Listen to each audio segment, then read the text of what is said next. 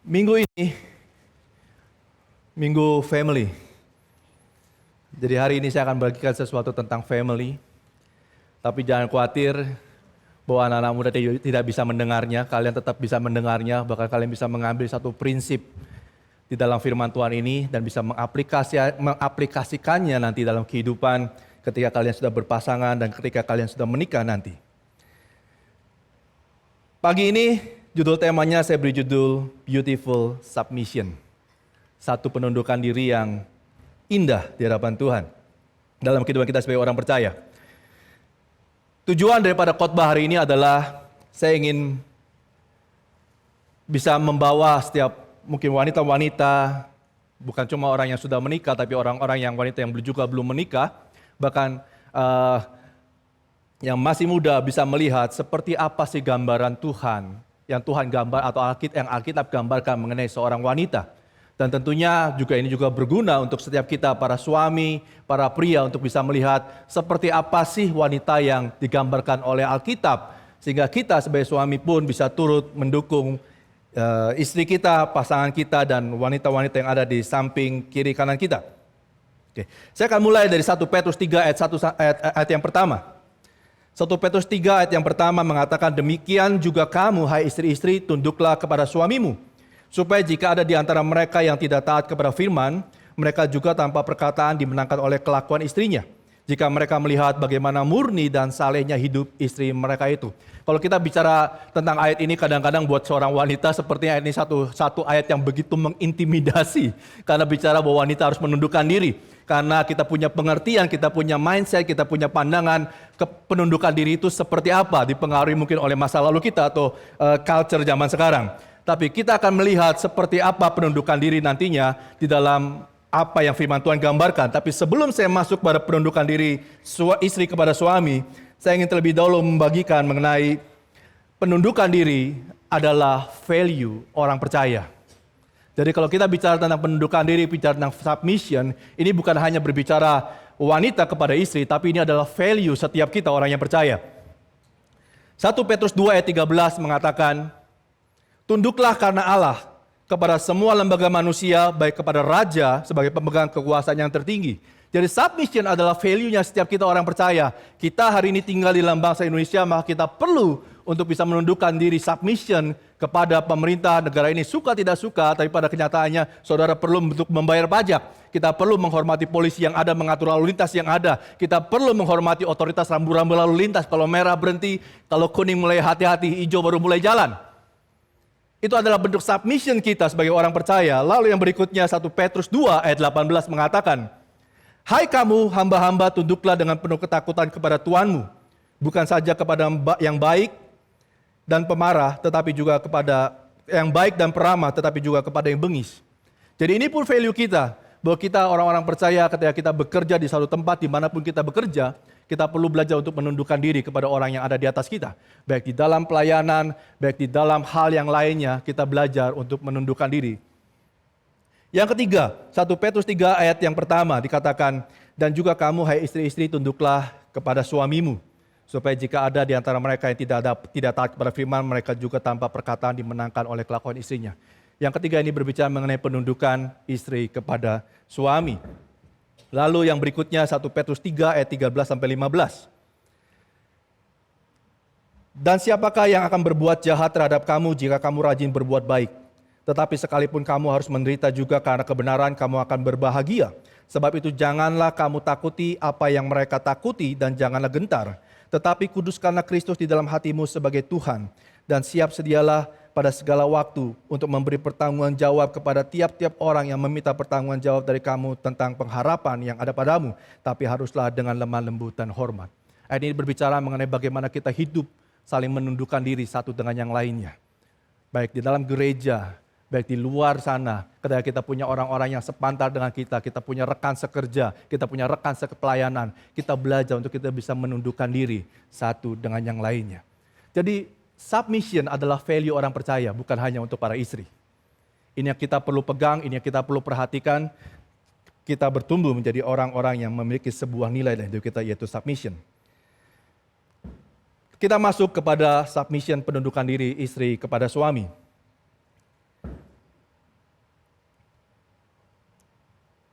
Seperti apa sih penundukan diri seorang istri kepada suami? Sebelum saya masuk mengenai penundukan diri istri kepada suami, saya ingin menunjukkan satu gambaran yang Alkitab tunjukkan mengenai seorang wanita. Karena dengan kita bisa melihat gambaran seorang wanita yang dituliskan atau yang dilukiskan oleh Alkitab, maka nanti kita akan mengerti seperti apa sih submission itu. 1 Petrus 3 ayat 5 sekali lagi dikatakan, sebab demikianlah caranya perempuan-perempuan kudus dahulu berdandan, yaitu perempuan-perempuan yang menaruh pengharapannya kepada Allah, mereka tunduk kepada suaminya. Jadi firman Tuhan sekali mengatakan, demikianlah caranya perempuan-perempuan kudus dahulu berdandan, yaitu perempuan-perempuan yang menaruh pengharapannya kepada Allah. Jadi gambaran Alkitab mengenai seorang wanita yang pertama adalah seorang yang menaruh pengharapannya kepada Tuhan. Wanita Kristen atau kita orang-orang yang percaya, wanita yang percaya, tidak menaruh pengharapannya dari penampilannya. Kadang kita berpikir bahwa, wah saya harus berdandan sangat baik, fashionnya harus keren, harus anting, harus gelang, harus cincin, saya harus punya tas yang bagus, tas yang bermerek. Dan kita berpikir bahwa, mungkin wanita berpikir bahwa itu adalah satu hal yang itulah dia. Saya pernah berapa kali bertemu dengan orang, saya tidak sebutkan pekerjaannya, tapi ada pekerjaan-pekerjaan yang mereka memang diwajibkan atau disarankan untuk memiliki satu penampilan yang baik. Punya mobil yang baik, punya pakaian yang baik, hanya agar ketika mereka bertemu dengan klien, akhirnya klien bisa membeli produk yang dia jual karena mereka melihat bahwa apa yang mereka tunjukkan itu baik dalam pandangan kliennya. Tapi tidaklah demikian dengan setiap kita orang yang percaya. Wanita-wanita kudus tidak menaruh pengharapannya di dalam penampilan. Wanita-wanita kudus juga tidak menaruh pengharapannya atas kepintarannya mereka. Hari ini mungkin zaman emansipasi, wanita harus pintar, wanita harus bekerja, wanita harus punya penghasilan yang besar, bahkan wanita harus mungkin berotot, harus lebih kuat, bisa ngangkat tabung 12 kilo, dan sebagainya. Kita berpikir bahwa ya itulah hidup seorang wanita harus seperti itu. Saya tidak menentang wanita untuk berdandan, ya, tetap harus berdandan. Wanita harus bisa juga bekerja, melakukan sesuatu, harus pintar, harus kuat, iya betul. Tapi pertanyaannya, apakah itu yang menjadi hal yang dipegang oleh seorang wanita dalam hidupnya? Wanita juga tidak hidup berpegang kepada kreativitasnya. Apa yang dia bisa lakukan, apa yang dia bisa perbuat, ide-ide ini muncul dan hal dan lain sebagainya. Dia berpikir bahwa ketika saya punya kreativitas, saya punya kepintaran, saya kuat, saya bisa menghasilkan uang lebih banyak, maka saya menjadi wanita yang berharga di hadapan Allah. Tapi pada kenyataannya, firman Tuhan mengatakan perempuan-perempuan yang kudus dahulu berdandan, yaitu perempuan-perempuan yang menaruh pengharapannya kepada Allah. Apa artinya? Wanita yang menaruh pengharapannya kepada Tuhan adalah wanita yang tahu bahwa Tuhan adalah Tuhan yang berkuasa. Ini adalah berbicara mengenai sovereignty God, kedaulatan Tuhan atau kehendak Tuhan. Bahwa kita sebagai ibu-ibu sebagai wanita bisa menaruh satu pengharapan bahwa itu Tuhan. Apapun yang terjadi dalam kehidupan ini, apapun badai yang menerpa, apapun mungkin musim yang hari ini sedang tidak enak dilalui atau diterima dalam kehidupanmu, maka engkau tahu bahwa ada kehendak Tuhan, ada rencana Tuhan yang mungkin hari ini kita belum lihat, saudara belum lihat. Tapi ketika wanita bisa melihat bahwa ada kehendak Tuhan di sana, ada rencana Tuhan yang sedang Allah kerjakan, bahwa apa yang terjadi dalam kehidupan manusia adalah hal yang baik yang Tuhan rancangan, maka wanita akan menjadi wanita yang luar biasa. Bukan cuma itu, wanita yang menaruh pengharapannya kepada Allah adalah wanita yang tahu bahwa ada kasih karunia dalam hidupnya. Ketidaksempurnaannya tidak menutupi dia untuk bisa mendekat kepada Allah. Bahkan dia bisa berkata dengan penuh keberanian aku menghampiri dia dengan kata kasih karunia-Nya. Dia tahu bahwa selalu ada kasih karunia dalam hidupnya di hadapan Tuhan. Dan wanita yang menaruh pengharapannya kepada Allah adalah wanita yang tahu firman Tuhan dan memegang janji-janjinya. Ia hidup dengan imannya.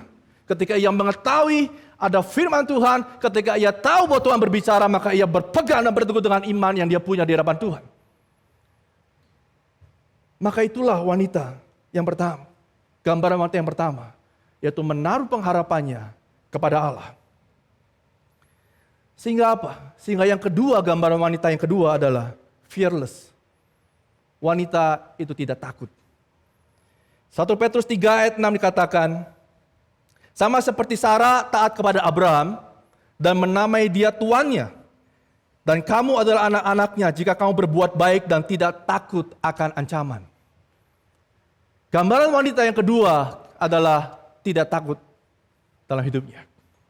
Sekalipun badai boleh datang, sekalipun masalah keluarga ada, mungkin ribut dengan suaminya, mungkin ribut dengan anak-anaknya, mungkin pekerjaan suaminya hari ini tidak baik, bahkan apa yang dia kerjakan mungkin hari ini sedang porak-poranda, bahkan hubungan dia dengan sahabatnya pun rusak hari ini.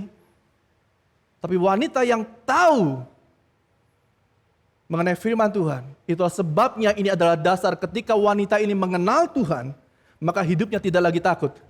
Karena dia tahu, sekalipun mungkin hari ini suami-suaminya sedang tidak taat akan kebenaran seperti digambarkan di tadi ayat yang pertama, dia masih tetap punya pengharapan. Ya, hari ini aku belum melihat apa yang baik darinya. Tapi suatu hari nanti aku percaya bahwa Tuhan akan melakukan apa yang terbaik dalam hidupnya. Tuhan akan melakukan apa yang terbaik. Tuhan akan bekerja dalam hidupnya, dalam hidup suaminya, dalam hidup anak-anaknya, dalam bisnisnya, dalam perusahaannya, dalam persahabatannya, dalam pelayanannya. Ia tahu dia punya pengharapan akan Tuhan.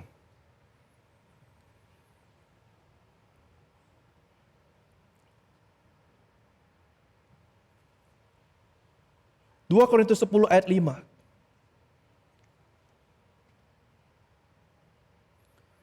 Kami mematahkan setiap siasat orang dan merubuhkan setiap kubu yang dibangun oleh keangkuhan manusia untuk menentang pengenalan akan Allah. Kami menawan segala pikiran dan menaklukkannya kepada Kristus. Ketika wanita-wanita cemas, ketika wanita-wanita takut, khawatir akan masa depannya, aduh nanti saya makan apa ya? Aduh nanti gimana hubungan saya dengan suami saya, gimana nanti anak-anak saya. Semua pikiran berkecamuk seperti burung terbang yang tidak pernah berhenti untuk bertengger. Selalu muncul kekhawatiran, selalu muncul kecemasan dan sebagainya. Tapi ketika wanita ini tahu mengenai Tuhan, dia tahu apa yang jadi kehendak Tuhan, ia pun sanggup hidup di dalam kebenaran firman Tuhan. Aku menawan setiap pikiran dan menaklukkannya di bawah kaki Kristus. Aku percaya masa depanku tidak pernah hancur karena Tuhan akan melakukan apa yang terbaik dalam hidupku dan hidup suamiku dan hidup anak-anakku dan hidup pekerjaanku dan seterusnya. Yang ketiga, gambaran seorang wanita adalah di 1 Petrus 3 ayat 3 sampai 5. Perhiasanmu janganlah secara lahiriah, yaitu dengan mengepang-epang rambut, memakai perhiasan emas atau dengan mengenakan pakaian yang indah-indah. Tetapi perhiasanmu ialah manusia batiniah yang tersembunyi dengan perhiasan yang tidak binasa, yang berasal dari roh yang lemah lembut dan tentram, yang sangat berharga di mata Allah. Sebab demikianlah caranya perempuan-perempuan kudus dahulu berdandan, yaitu perempuan-perempuan yang menaruh pengharapannya pada Allah, mereka tunduk kepada suaminya. Jadi bagaimana gambaran yang ketiga mengenai seorang wanita?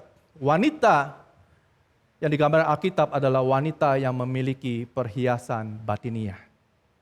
Kadang ini biasanya di dalam orang-orang yang lagi cari pasangan, yang single. Mau cari wanita yang gimana sih? Wah, saya mau cari wanita yang inner beauty-nya bagus. Ya gimana yang inner beauty-nya bagus tuh gitu kan. Saya mau cari wanita yang dalemannya lebih bagus, bukan cuma hanya perilakunya baik, perilakunya manis, bukan, tapi saya cari wanita yang di dalamnya baik. Ya tapi yang bagaimana pertanyaannya?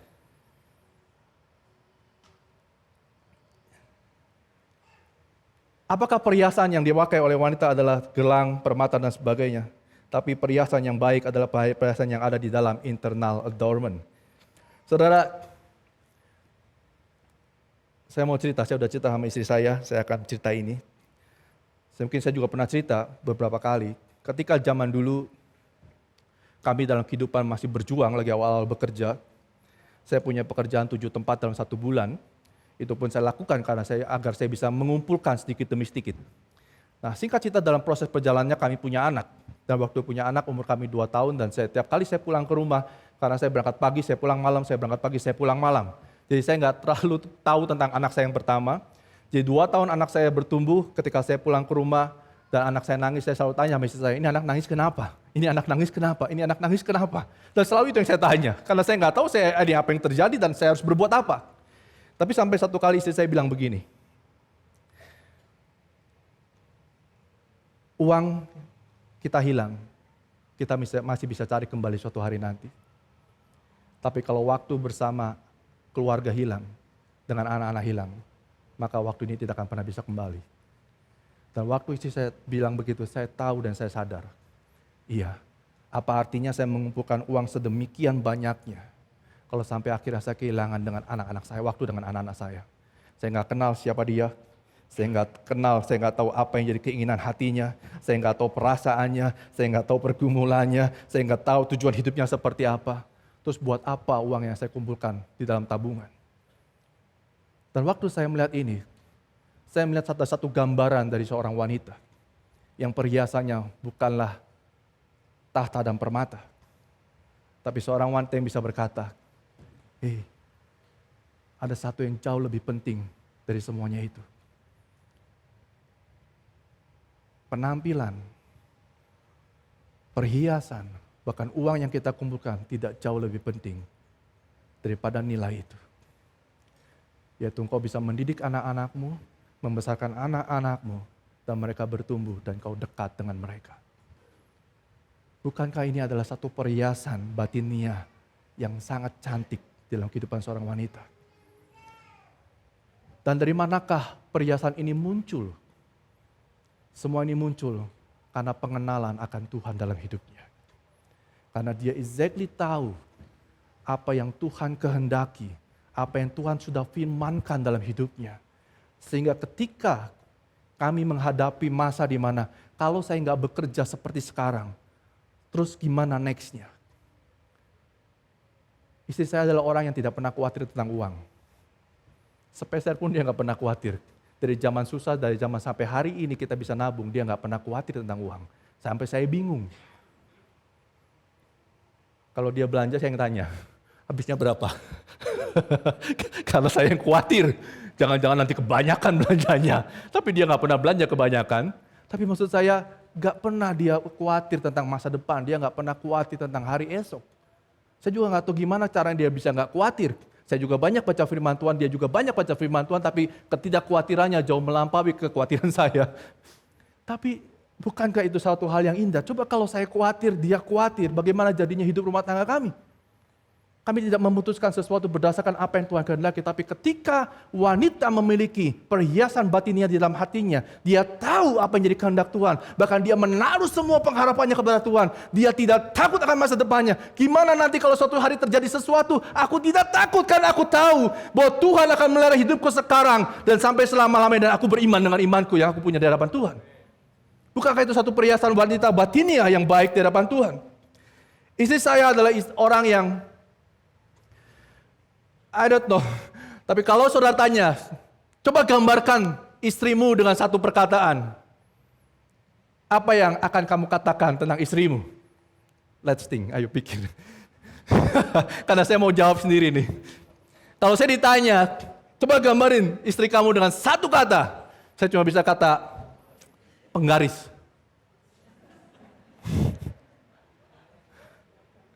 Kenapa? Karena istri saya adalah orang yang paling lurus. Saya nggak kenal semua orang di sini, tapi saya paling tahu siapa istri saya. Dia adalah seorang wanita yang tidak pernah bisa dibengkokkan. Saya kadang-kadang suka mencobai. Udahlah, gini dikit lah gitu tuh. Tapi kalau udah bicara tentang kebenaran, dia akan terus berpegang. Gak bisa. Ini the truth-nya. Ini kebenarannya. Tidak pernah satu kali pun saya mematahkan penggaris itu. Karena memang tidak bisa dipatahkan. Maksud saya gini, bukan berarti istri saya keras, tidak sama sekali. Dia selalu open, kita selalu diskusi. Tapi kalau bicara tentang kebenaran, dia selalu akan berbicara, ini kebenarannya. Gak bisa. Ini kebenarannya. Gak bisa, ini kebenarannya. Ayo sama-sama melakukan kebenaran.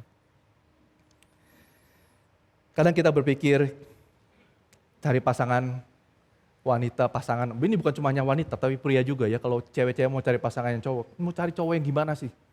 mau cari yang inner beauty-nya bagus. Ya yang gimana? Apakah ini berbicara mengenai karakter? Ya, beberapa minggu yang lalu saya bicara mengenai karakter dan karakter Kristus. Ada perbedaan antara karakter dan karakter Kristus. Ada orang yang punya karakter yang baik. Ya, mungkin ada orang yang kalau saudara lihat ada misalkan gitu ya, cowok lagi cari pasangan cewek, perempuan. Dan waktu dia mencari pasangannya, lalu dia mulai mengobservasi ada satu orang wanita dan dia melihat, wah ternyata dia karakternya baik sekali. Suka memberi, suka menolong, dan sebagainya. Tapi pertanyaannya, apakah karakter ini mewujudkan bahwa ini memastikan bahwa dia memiliki satu perhiasan batinnya yang indah apa tidak? Pertanyaan tidak selalu. Kalau anak kecil ditanya, misalkan, kenapa kau melakukan ini? Misalkan tiba-tiba saudara melihat anak kecil, tiba-tiba ada anak kecil yang ngasih makanan sama temennya. Terus ditanya, kita berpikir bahwa anak ini bagus sekali, punya karakter yang baik, punya kebiasaan yang baik, betul? Karena dia memberi itu. Tapi ketika dia ditanya, anak 5, 6, 7 tahun ditanya, kenapa kamu kasih makanan kamu sama dia? Lalu anak ini berkata, habis mama suruh di rumah, kalau kamu bawa makanan, kamu kasih buat teman kamu. Is that character? Apa itu karakter yang Tuhan maksudkan? Bukan. Itu bukan karakter sekalipun itu perbuatan baik. Tapi ketika ada seorang anak ditanya, kenapa kamu mengasih makanan kamu untuk teman kamu? Dan dia bilang, karena saya mengasihi dia perlu makanan, saya ingin kasih buat dia. That is character. Karena ada nilai Kristus di dalam hidupnya. Karena ada nilai kebenaran di dalam dirinya. Itu yang membedakan karakter dan karakter Kristus. Dan itu yang membedakan apakah seseorang memiliki perhiasan batiniah yang sesungguhnya atau tidak, hanya nampak luarnya saja. Yang terakhir yang akan saya bagikan adalah mengenai penundukan diri atau submission. Nah, untuk kita bisa mengenal, saya berpikir atau saya berpendapat bahwa setiap kita sudah punya imajinasi mengenai submission, penundukan diri. Tapi saya ingin bagikan 6 hal yang perlu diperhatikan mengenai penundukan diri atau submission ini. Sekali lagi di 1 Petrus 3 ayat yang pertama, demikian juga kamu, hai istri-istri, tunduklah kepada suamimu, supaya jika ada di antara mereka yang tidak taat kepada firman, mereka juga tanpa perkataan dimenangkan oleh kelakuan istrinya. Yang pertama, submission. Ada slide-nya. Submission doesn't mean agreeing with everything your husband says. Saya ingin mengatakan bahwa ini adalah submission yang indah, beautiful submission. Karena kita selalu punya gambaran, punya paradigma bahwa submission adalah sesuatu yang tidak menyenangkan. Submission adalah sesuatu yang sepertinya tidak enak. Tapi hari ini saya ingin mengubah paradigma ini menjadi sebuah beautiful submission. Hal yang pertama yang kita perlu perhatikan mengenai penundukan diri atau submission adalah submission tidaklah berarti bahwa kita selalu setuju dengan apa yang dikatakan oleh suami kita. Berulang kali ketika saya hendak melakukan sesuatu, saya ngobrol sama istri saya. Dan ketika saya ngobrol sama istri saya bilang begini, sebenarnya saya nggak setuju dengan apa yang kamu ingin putuskan. Tapi kalau kamu memutuskan itu, saya akan ikut sama kamu. That's beautiful, right? Awal-awal pernikahan, waktu saya mendengar kata-kata dia, saya tetap melakukan apa yang saya lakukan. Dan berulang kali ketika saya melakukannya, saya tahu saya keliru dan saya salah. Tapi inilah laki-laki. Kalau saudara punya anak laki-laki sedikit tentang parenting, apa bedanya anak laki sama anak perempuan? Salah satu bedanya begini. Kalau anak-anak perempuan melakukan kesalahan, dan kita tegur dan misalkan kita perlu memberikan satu konsekuensi dalam hidupnya, maka wanita akan berpikir, wah iya saya salah. Jadi besok saya jangan lakukannya kembali. Tapi bagaimana dengan laki-laki yang punya anak laki-laki? Ketika hari ini salah, ditegur, dikasih konsekuensi, 2 jam lagi ngelakuin lagi. 3 jam lagi lakuin lagi, besok lakuin lagi. Kenapa? Pertanyaannya, kenapa laki-laki begini, kenapa wanita begitu? Ada satu hal yang menarik dari anak laki-laki, termasuk mungkin kita. Ketika kita berbuat salah dan kita diperhadapkan dengan masalah yang sama, kita akan berpikir gini, siapa tahu kemarin bad luck. Siapa tahu yang sekarang good luck. Benar apa benar? Saya pikir benar. Karena saya juga ngalamin begitu.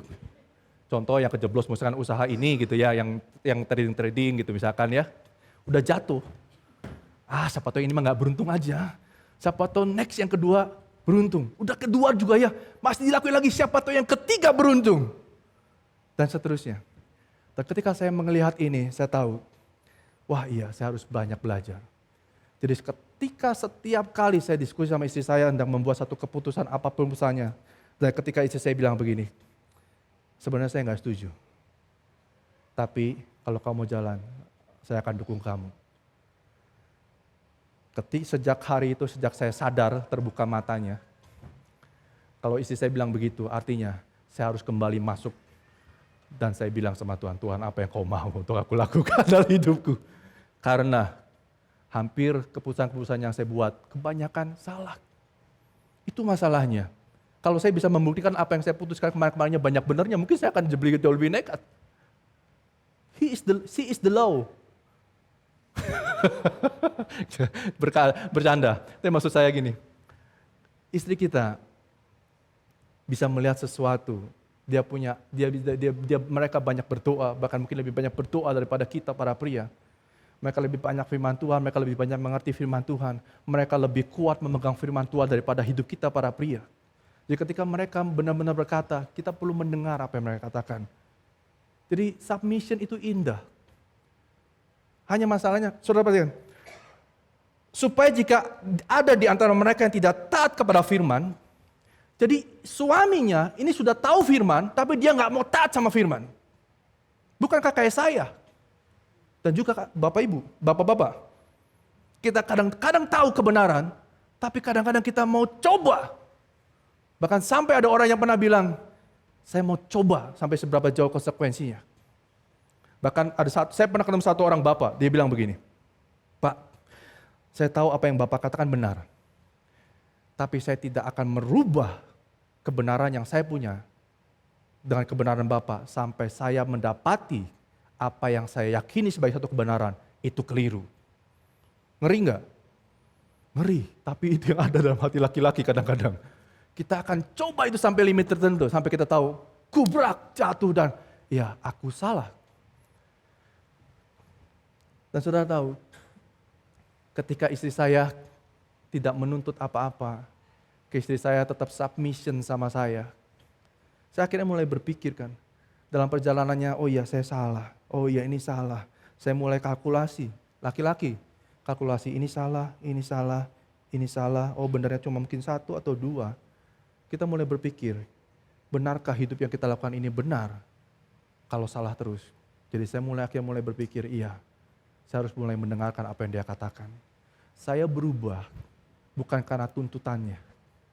Saya berubah bukan karena paksaannya.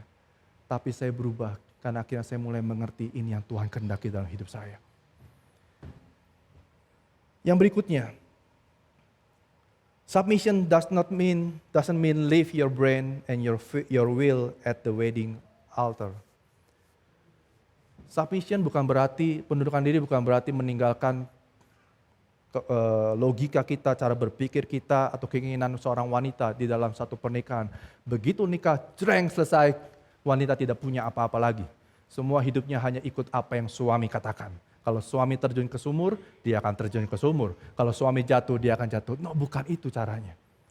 Tapi submission berbicara mengenai ketika menikah, istri juga perlu belajar mengenai apa yang jadi kehendak Tuhan dalam hidupnya dan bagi keluarganya. Mereka perlu tahu, membaca firman Tuhan, mereka mempelajari firman Tuhan, mereka mengerti maksud firman Tuhan, dan mereka melakukannya dalam kehidupan keluarganya dan bagi suaminya. Sehingga wanita tidak harus selalu berkata yes sama suaminya, tapi dia bisa ngomong. Hanya ketika dia berbicara dengan cara menghormati, dengan nada yang baik, dengan sikap yang lemah lembut. That is beautiful submission. Yang berikutnya, submission doesn't mean avoiding every effort to change a husband. Submission atau pendudukan diri tidak berarti mencegah seorang wanita untuk udahlah, saya nggak usah merubah suami saya. Ya, maksud saya begini, pernikahan bukanlah tempat untuk merubah satu sama lain. Kalau kita keluarga menjadikan pernikahan kita menjadi tempat untuk merubah suami kita, merubah istri kita, maka yang terjadi hanya konflik di mana-mana. Karena hanya tuntutan, komen, tuntutan demi tuntutan, dan akhirnya ribut.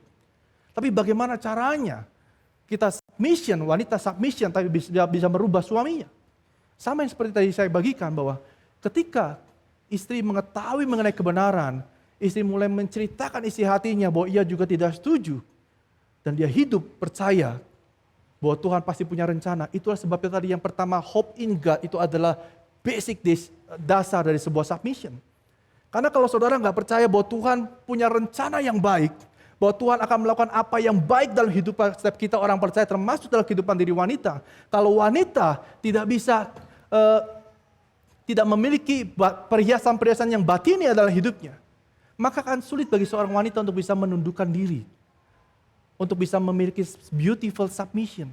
Tapi kalau ia sudah punya pengenalan akan Tuhan, dia bisa hidup dengan iman dia di hadapan Tuhan. Dia percaya bahwa Tuhan akan melakukan yang terbaik walaupun hari ini belum melihatnya. Maka ia akan bisa melakukan apa? Submission dengan sangat baik. Dan ketika dia submission, ia tidak menuntut suaminya.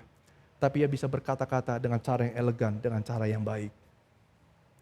Yang berikutnya, submission doesn't mean putting the will of the husband before the will of Christ. Submission atau pendudukan diri bukan berarti tunduk sama suami itu 100% sampai akhirnya melupakan Tuhan. Seolah-olah Tuhannya hilang. Jadi suami ngomong apa aja ya dilakuin aja. Ngomong A, lakuin. Ngomong B, lakuin. Ngomong C, lakuin. Kenapa? Karena harus tundukin diri. Bukan itu yang dimaksud dengan submission. Yang dimaksud dengan submission atau pendudukan diri adalah wanita masih tetap bisa melihat apa yang jadi kehendak Tuhan di atas kehendak suaminya.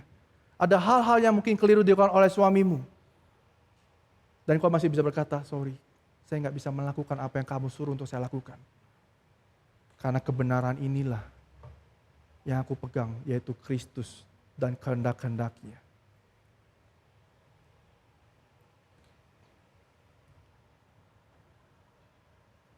Yang berikutnya, submission doesn't mean that a wife gets her personal spiritual strength primarily through her husband. Submission tidak berarti bahwa wanita hanya akan mendapatkan kekuatannya atau pengertiannya akan firman Tuhan melalui suaminya. Saya akan buka di Yohanes 4 ayat 34. Kata Yesus kepada mereka, makananku ialah melakukan kehendak Dia yang mengutus aku dan menyelesaikan pekerjaannya. Ada satu makanan yang kita orang percaya perlu miliki dan juga wanita-wanita miliki, yaitu melakukan kehendak Bapa di surga dan menyelesaikannya. Untuk bisa melakukan kehendak Bapa, seorang wanita perlu mengetahui apa yang menjadi kehendak Tuhan dalam hidupnya. Kadang-kadang hidup seorang wanita mungkin bergantung sama suaminya. Kalau suaminya doa, wanitanya doa, istrinya doa. Kalau suaminya menyembah, istrinya menyembah. Kalau suaminya tidak melakukan itu, maka istri tidak melakukan itu. Bukan itu poinnya. Tapi submission adalah berbicara mengenai ya kita menundukkan diri pada suami kita. Tapi kita pun bisa belajar untuk mengenal Tuhan secara pribadi dalam kehidupan para wanita. Dan yang terakhir yang saya bagikan adalah submission doesn't mean that a wife is to act out of fear.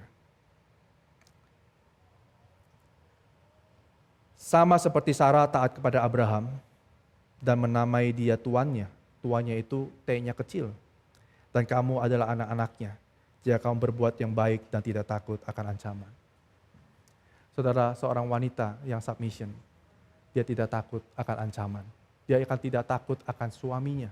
Maksudnya begini, kenapa kadang-kadang wanita takut kenapa kadang-kadang atau pada umumnya wanita menundukkan diri kepada suaminya?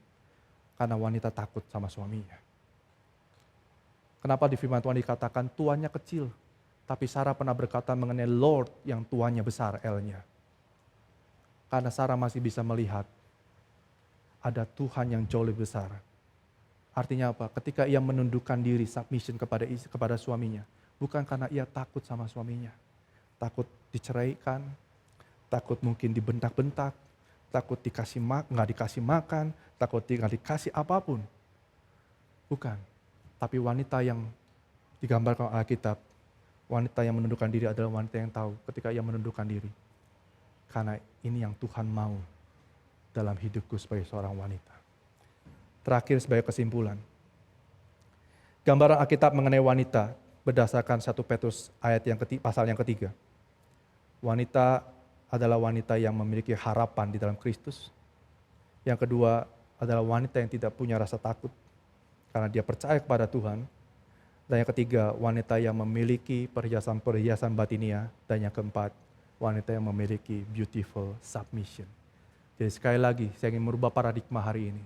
Submission bukanlah satu hal yang jelek, tapi submission adalah satu hal yang indah di hadapan Tuhan. Amin.